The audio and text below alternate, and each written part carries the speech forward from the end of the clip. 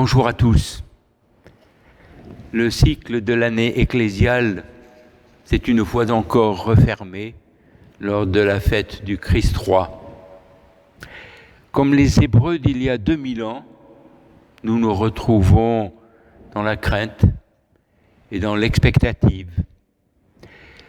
Nous espérons la venue d'un envoyé, d'un Messie, venant renouveler notre relation avec ce Dieu farouche et lointain que l'on nomme éternel. Et dont le propre, pour beaucoup, est finalement l'absence.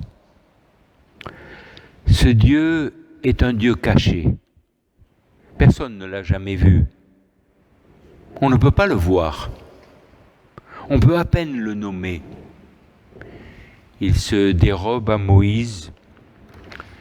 Il est tonnerre, nuée, brasier, feu ardent, trou noir, en un mot, inaccessible. Dieu n'est pas un événement. Il ne se donne pas comme un fait, ni comme une évidence. Pour les hommes, Dieu est une recherche, une conquête, une tension, une espérance.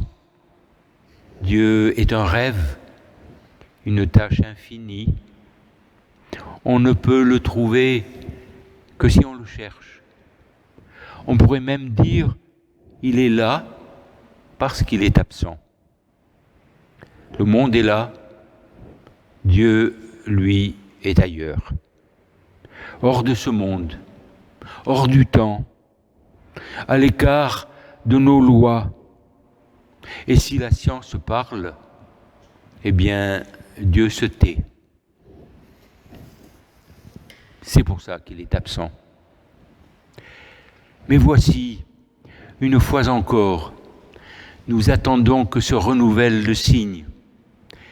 Pareil à Anne et à Siméon, nous espérons dans le temple de nos vies, que Dieu s'approche, qu'il se révèle, qu'il vienne bouleverser cet ordre ancien.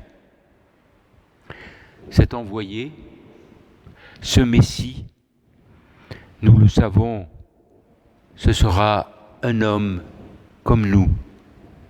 Ce Christ, c'est Dieu, mais c'est aussi notre frère. Le Fils envoyé du Père va entrer dans l'espace et dans le temps, comme chacun d'entre nous. Frère en humanité, mais aussi Fils du Tout-Puissant parmi nous. Cet enfant dont la venue est imminente, nous l'attendons depuis des siècles. Il va advenir dans l'histoire des hommes. Il va donner un nouveau sens à notre humanité et au destin de chacun d'entre nous. Il va entrer dans nos vies et nous allons à nouveau pouvoir cheminer à ses côtés. Nous savons déjà et nous nous réjouissons de savoir qu'il va substituer l'amour au jugement et la grâce à la condamnation. C'est une nouvelle vie qui va bientôt naître, la sienne et la nôtre. Alors, patience et joie, il vient.